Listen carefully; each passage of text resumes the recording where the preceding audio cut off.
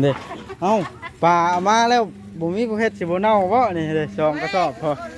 บ่เน่าดอกเฮ็ดแป๊บเดียวเท อ๋อจ้ะคนบ่หลายปานใดเนาะมันยังเช่าบ่ มันยังเข้าอยู่ขายจะหมดแล้วบ้านนี้นะ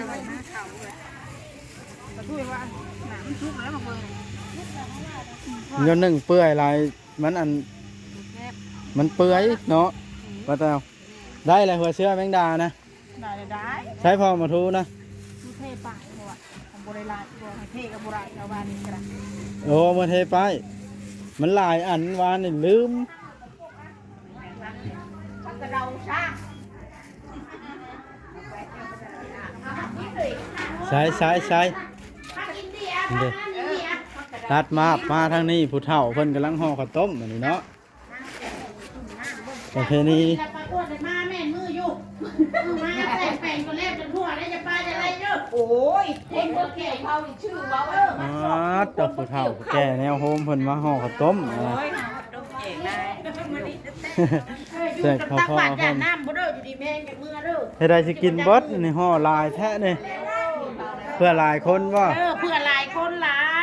ายแล้วยังงานโฉมให้คนป่วยหวาน ยังบ่ทันอันนั้นคนบ่ทันมาโฮมเนาะโอ้พี่น้องเตรียมกลางเต้นกลางหยังทั้งนั้นก็ได้ เคยแจกในบ้านหนองไฟน่ะมากล้วย2 หวีกับพ่อ เดี๋ยวนี้มากล้วยเป็นสัง ลำว่าผมเม็ดนั่นนี่เป็น100 หวีบ้านดาวแม่นว่านานยัง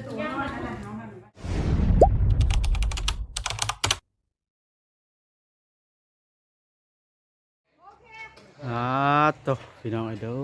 ยเปิดภาพขึ้นก็ได้ มาเอาป่าเมื่อเฮ็ดกินเฮ็ดบุญหาเท่าพ่อพี่น้องเลยโอ้มากับลุงเวียงพี่น้องเลยปะลงเบิงมาซื้อเอาสดๆเลยพี่น้องเลยเอาเมื่อลาบกินกับ1 พัก 1 มีโอ้อีกบัวตกน้ำคลองสวะนี่พี่น้องแล่นลงนี่ตกเป็นเลี้ยงเป็นกระชังเลยคันตกนี่ก็เบิ่งเอาอากาศหนาวแห้งแบบนี้พี่น้องเอ้ยชิว่านะได้ละปัดโทษเพิ่นเอากระพุ้ยนี่พอดีเพื่อนนวลๆย่างก็ได้แต่ย่านอหลีนี่ขาชันปั๊บต้องไปทางไหนอันนี้สดบ่มากับลุงตุกแน่ลุงเวียงพี่น้องเอ้ยไปย่างไปเบิ่งกันย่านบ่แม่นอันอื่นเป็นไงประสบการณ์ครั้งแรกตักเออเห็นไหมจังตักถึกแท้นะ มันไหลหมดแล้วปลาเขาเพิ่นขังไว้เลยเนาะมันตำไม่สุดที่ฮักเลยตักนะบ่าเราเป็นตื้อไว้นี่ เป็นหาเรื่องเอาตัวใหญ่กว่านี้เลยใช่พอเลยหนูเฮ้ยเอาพอนะกินได้30 โลยังบ่ได้20 โลนี่น้องลุงตึก ชาวโลตายไปเอานะชาวไปกันเลย ตัวตายก็มีอันนี้เนาะ ตักแต่เจ๋วังเก้า มันมาอยู่หันได้น้องลุงตึกจนย่อบ่ขึ้นเนาะมันว่าเกลืออาหารมันเนาะเอาชิมมาบ่ปุ๊บ เดี๋ยวมันนักได้บางสิจับปลานี่เอาขาครึ่งอันนี้นี่ ได้ใช้ ลุงแบงเอาจากโลซะ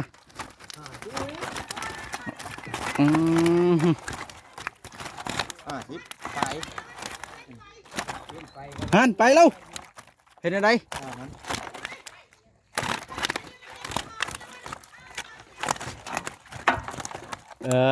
ก็มันตกลงฟองนี่หล่นรอดเนาะจะหนีกันเนี่ยตกลงหนอง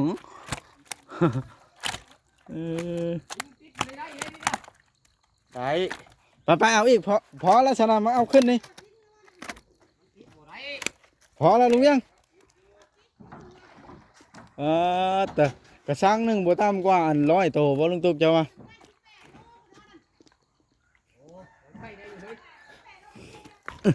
หรือบัวนับบ่100 โตนะกระชังนึงนะ1,000 ป่าย1,000 กว่าโตว้าวอันใดก็ได้ว้าวพิลึกโหดมันจักเขาไล่เขาไล่ให้4 เมตรคูณ5 เมตรเขาไล่1,000 โตรถมันจักกระชังซะนี่ อันนี้ร้อยไป ร้อยกระชังอยู่นี่ฮะบัตรเติมกว่าแล้วผู้ ตัวนั้นตั้งให้ หรือคนละเจ้า คนละเจ้า เออ เราอยู่พูนบ่เจ้าไปสิฮอดแล้วผมพามึง พอดีแล้วอันนี้เอาใส่ ยังหากระ16นึงหากระ16โลนึงอันนี้ ทักแต่วางเก้าก็แม่นได้อยู่หั่นบ่ลุงตุ๊ก บ่อยากสิเว้าน้ำบ่ด้วย เด้อสำบายพอด เอาออกน้อยนะ แม่นใกล้ของเฮาก็สิเลี้ยงกินอยู่ดอกเนาะลุงเวียง จักกระสองกระชังสามกระชัง อ่ะ แล้วเขาเลี้ยงตัวน้อยหรือว่าเขาซื้อตัวใหญ่มาลูกตัวน้อยมันคือใหญ่นี่จ้ะแต่เขาเอาไปปล่อยมันคือบ่ได้เห็นได้ มันคนละพันเนาะลุงตุ๊ก เอารถกันเอารถ มันยังช่องโตขึ้นนี่พอแล้วหรืออันลุงตุ๊กตักเบิ่งอีกเด้อบาทนึงมันสิตักได้บ่เอานะตักเบิ่งซื่อๆนะ ก็ได้อยู่แล้วบด ต่ำเนี่ยบ่ลงนะ ปล่อยตัวน้อย เออ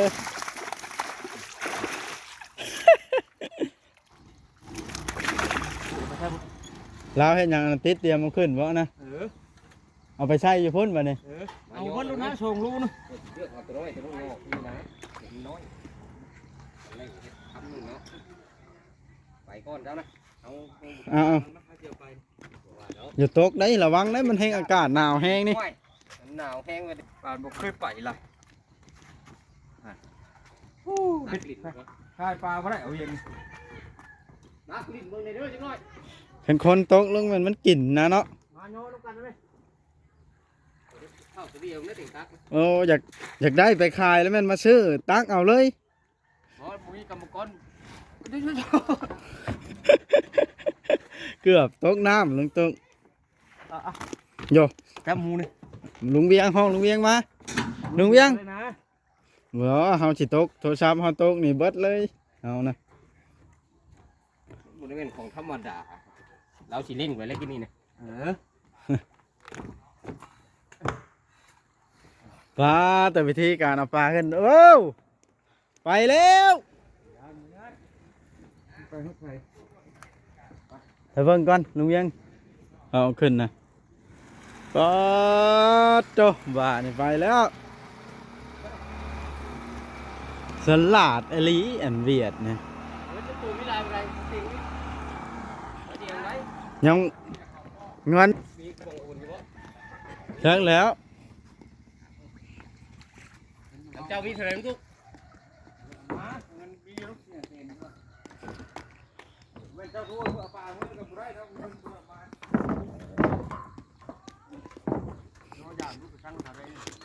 มันเท่าไรล่ะอัน โล50บาท โล50เขาขายอยู่พี่ก็50 เอาลูกตัวลาดเนาะ20โล2ลาดเองมีช่องลาดนึง เขาบอกเอา40โลซะนะ เอาลูกนะ 2 ล้านหาเบิ่งให้ไปหาเบิ่งอยู่รถกันเผื่อเขามีจัง5 แสนเขาก็ได้ว้าตอพี่น้องเลยกว่าสิได้ป่าเมื่อลาบไปเติมเมื่อยถ้าคาขึ้นนี่อองนั่นกว่าลุงตุ๊ก ป่านนั้นเขาเอาเล่นนี่กับบุกโกนแล้วเขาขึ้นเขาลงเลย เดี๋ยวเว้าไผ่สิแล่นได้มันก็ตายแล้วแถ เหลือจักโล แถมแล้วให้ค่าตัก เหลือแล้วเอาเบิร์ดเด้อเอาเลย บ่ให้ค่าตักสิดอก ให้ขาดรักทำมันเหลือเลยเหลือแห้ง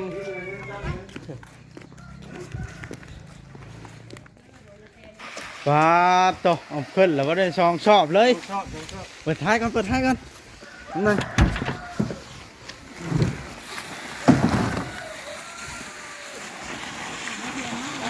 เดี๋ยวยังแก่เอาเลยแถมค่าพามาซื้อวะนะ ซื้อวันเนี้ย โอ้เป็นแล้วเด้ฮะ ลูกค้าประจำเด้ จ่ายเลยฮะ ยังแล้วเงินประจุบ เท่าไหร่นี่ได้เท่าไหร่ ทำการจ่ายเงินเป็นที่เรียบร้อยเท่าไรนี่ลุงเวียงจ่ายนะ 2,500,000 โอ้ โอเคแล้ว โอเค โอเคแล้ว เขาหา ขายจักปีแล้วนี่เอ้ย นี่นะขายเดียวประมาณ10 ปีเดียวอ่ะ อ๋อแต่ได้เงินหลายตื้อแล้วเนาะผมว่านะ มาอยู่เมืองลาวนึงกันหลายปีเลยมึงเลิกซอยแล้วเหรอ ลุงตุกได้หมากหยังอันนี้ มะละกอ มึงเสียไปใช้อันนี้ มาตำบ้านแล้ว ก็ ใจขอบใจ ใช้รถไหมธนาคารสิเอามื่อเพิ่นนะ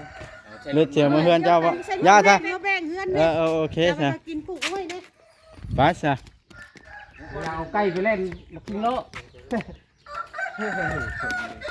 เอาพี่น้องไงสิได้เดินทางไปแล้วบ้านนี้ได้ปลาแล้วก็ ทำนี่วะ อยู่กระบินรถพุ่น เอาไป มีเยอะ หน้าทางอันนี้นี่ อ้าวโดยพี่น้องมาฮอดเทือนแล้วบ้านไปซื้อปลามาก็ได้มาเบิ่งตอนจัดงานสักก่อนพี่น้องเอ้ยเริ่มแล้วมานี่กระเทึกเกี่ยวบ้านนี่จักแม่นยังเป็นแม่นยังป๊าดโตอันนี้ทีมงานเฮ็ดข้าวต้มนี่ ใช่อ่ะสนับสนุนสบายดีเด้อ แต่หลายคนน่ะลินี่เนาะ กะเตรียมห่อกระต๊บ ปัตตมีแต่ผู้เซียนๆอันนี้ผู้ไว สบายดี ๆเตรียมย่อเข้าผู้เฒ่าเพิ่นบ่ ย่อแล้วเราว่าสิต้องไปกินทุกอันน้ำกับปลาทูในน่องนี่ ต่อแต่แล้วแต่เช้าอีหลีของเราเนี่ยเนาะ โอ้เขาแกงใกล้แล้วตั้งแต่5 โมง เออเด้เอ้าป่าเอามาแล้วบ่มีผู้เฮ็ดสิบ่เน่าบ่นี่เด้สองกระสอบพอ บ่เน่าดอกเฮ็ดแป๊บเดียวเท อ๋อจ้ะคนบ่หลายปานใดเนาะมันยังเช้าบ่ มันยังเข้าอยู่ขายจังหวัดแล้วบ้านนี้นะวันนะเข้าเลยปลาทูว่าหนามันชุกแล้วมาเบิ่ง เงินหนึงเปื่อยหลายมันอันมันเปื่อยเนาะว่าแต่เอาได้เลยหัวเชื้อแมงดานะ ได้ ใช้พอมาทูนะ ทุเทปากบ่ว่าของโบราณบ่ให้เทกับโบราณชาวบ้านนี่กระ โอ้มาเทไปมันหลายอันวานนี่ลืม กระเดาซ่า ใช้เด้ตัดมาทางนี้ผู้เฒ่าเพิ่นกำลังห่อข้าวต้มอันนี้เนาะประเพณี จะไปอ้วนจะมาแม่มืออยู่มาแต่แปลงก็แลบจนทั่วแล้วจะปลาจะอะไรเด้อโอ้ยคนบ่แก่เขาชื่อว่าตบผู้เฒ่าแก่แนวโฮมเพิ่นมาห่อข้าวต้มแจกข้าวพ่อเพิ่น น้ำบ่เด้ออยู่ดีแม่งอย่ามือเด้อ เฮ็ดได้สิกินเบิดนี่ห่อหลายแท้นี่เพื่อหลายคนบ่ เพื่อหลายคนหลแล้วยังงานโชว์ให้คนโอยหวาน ยังบ่ทันอันนั้นคนบ่ทันมาโฮมเนาะโอ้พี่น้องเตรียมกลางเต้นกลางหยังทางนั้นก็ได้ เคยแจกในบ้านหนองไผ่นะมะกล้วย2 หวีกับพ่อ เดี๋ยวนี้มากล้วยเป็นสัง ลำมาบ่แม่นปีนั่นเป็น100 หวีบ้านดาวแม่นว่านานยังไปสั่งมาเข้า ป้าแตกขายเลขแล้วบ่เดี๋ยวนี้ ขายเลขยังมานั่งกันแต่ข้าวกันลูกมาเด้เพิ่นถ่ายคลิปอยู่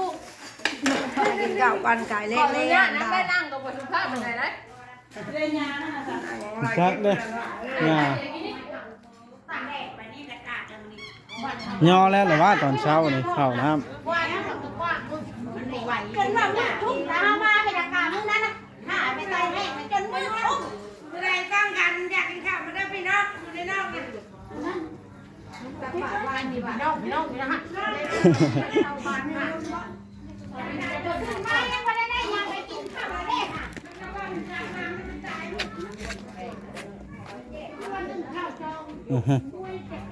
เตรียม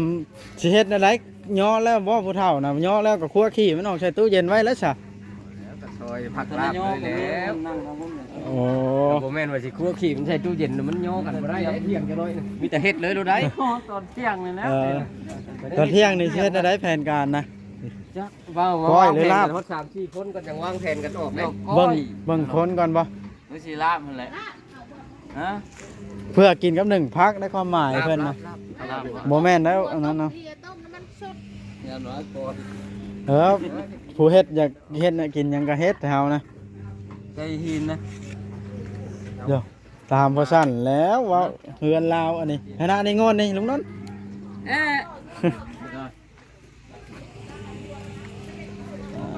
ต่อพี่น้องเตรียมลาบปูลาบปลาบ่ได้ข่างัวล้มควายหรอกพี่น้องเอ้ยเนาะ อยู่ผู้กลางมันก็ทุกแล้วเร็ววันนี้ ต้องเตรียม เต้นเลยนี่ก็ได้ กลางผู้เทื่อได้นี่นะ เราขันโปโต๊ะมาปั่นก่อนเนาะแล้วจะเอาแต่เต้นมาก่อนเห็นเนาะมันมีบนนั่งนะเฮา เอาตั้งมาแต่เต้นเนาะ ตั้งนะ ผู้จักอย่างมันเช้าต้องการแดดอยู่หันเนาะเอาตั้งไว้มาก่อน เป็นปีช่างน้ำเหลืองอันนี้นะ น้ำซุปแกงไก่นะมา ชุบเพียงน้ำจุเรื่องได้ นั่งสูเหลือง เฮ็ดโอ้ย เชียร์หินเข้าได้ก็บ่มี นี่อยู่พี่ลุงนนท์ มาได้ดูในก้นนี่ น้านี่น้านี่ลุงนนท์นี่ข่อยเคยพลอยู่แต่เก่านะ ใช่อันนี้ซับซบนี่แหละ ไม่ใช่ บ่มี ช่วยน้ำข้างหลังน้ำข้างหลังแล้วก็น้ำ อ๋อตอันนี้แม่โป้แม่เป้งแม่ครัวพี่น้องเอ้ยล้างถ้วยล้างบ่วงการกะเกียมเตรียมจัดงานนี่ต้องใช้หลายคนพี่น้องเอ้ยผู้หนึ่งผู้เดียวสองคน บ่เห็นอะไรนะ บ่ได้ต้องอาศัยญาติพี่น้อง บ้านใกล้เรือนเคียงนี่ล่ะคนของหมดนะ ใช้ผ้าหมอกผ้าวนี่คือได้ไว้แต่ว่านี่ก็ยังเห็นเป็นหน่วยอยู่พี่น้อง ครอบครัวเพิ่นน่ะแล้ว เอานี่แหละ เดี๋ยวมาตะโลปลาล่ะครับ50 อ่ะ โอเคสุดเนาะ ก่อนสิมาสายนะไปเอาพาลุงตุ๊กไปมัดจำเอารถเพิ่นว่าให้ไปมัดจำแล้วไปน้ำเพิ่น รถใหญ่บ่ อ่าเพิ่นจำเงินไว้แล้ว มันจันเพิ่นสิไปเอาซื้อเด้อเลขป้ายรถแล้วนะแต่ละคนนะ เดี๋ยวบ่วงมาอยู่บ่ให้น้อย เป็นไงไอ้นนท์ตายไปแล้วป่านะ ตายกันยังลุงจุกไงได้เนาะ โยตายไปแล้วใครว่าไปถึง ต้องลงตุกเด้อรับผิดชอบมาเนี่ยตาย ป บ่ ลาอะไรนี่กันนะตายเน่าเบิดบาทเลย บ่เอาใส่ตู้เย็นไว้ตู้แช่ ชอบขี้หยองเนาะก่อน ใหญ่ใช่ช้างนี่ก็ห้าตัวน้อยไว้เขาให้น้ำพุทธ จักซีนหน่อยเด้ มันเป็นน้ำพุทธเลยเนาะ ปนกันเอาได้ยังไม่ตัวใหญ่ท้องหลายได้มาชอบเก็ต ตัวใหญ่น่ะมันเป็นได้ ชอบนี่แล้วใหญ่กันนะชอบนั้นบ่ใหญ่ กูเอาป่านี่ฆ่าได้เนาะบดนี่ บ่ ยุ่งพุ่นกับฆ่าจะไทย กำลังโทษเจ้าอยู่เดี๋ยวนี้นะ เดี๋ยวบ่วงนะบ่วงนะ เบิ่งหมู่ชายเพิ่นรับผิดชอบป่าเวลาเนาะให้ครัวผู้เดียวเอ้า เอาไปกินด้วยลูกปลาไม่นะเน่าหมดละ เขาว่าว่าชื่อปลาเป็น ไปเลือกลูกเธอแท้ ซ้ำนี่เน่ามันก็บ่มีแล้วป่าว่าห้าชุดกูนี่ก็บ่มีเลย มันยัง นี่ละซี่ทางแดงอยู่ลุงตุ๊กนะเอารุ่นนี้บ่เอารุ่นนั้นเอามาแล้วมีแต่คนเล่นกินผู้เดียวชุดนะซอยนะรุ่นนั้นได้40,000เลยอ่ะเอารุ่นนั้นได้40,000ด้วยเลยโอ้ยมีแต่คนเล่นกินผู้ เอา เดียว พี่น้องไอ้บ่มีหยังหลายคลิปนี้ก็สิได้จบคลิปลงสักก่อนสิได้หาเฮ็ดเวียกเฮ็ดงานได้บาดนี่ซอยปูซอยปลาสู้แขกผู้มาร่วมงานกินก่อน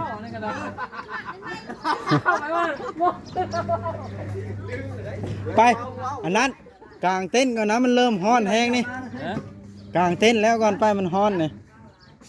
ยังหนาวอยู่นะ ยังหนาวอยู่ครับคือฮ้อนนะครับลึกเชื่อนุ่มยี่ซื่อวะ คุยเชื่อกันซะ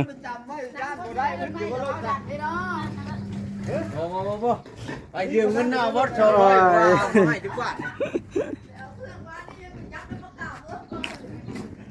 อ่ะโอเคพี่น้องเอ้ยคลิปนี้ก็จบก่อนพี่น้องเอ้ยบานเลย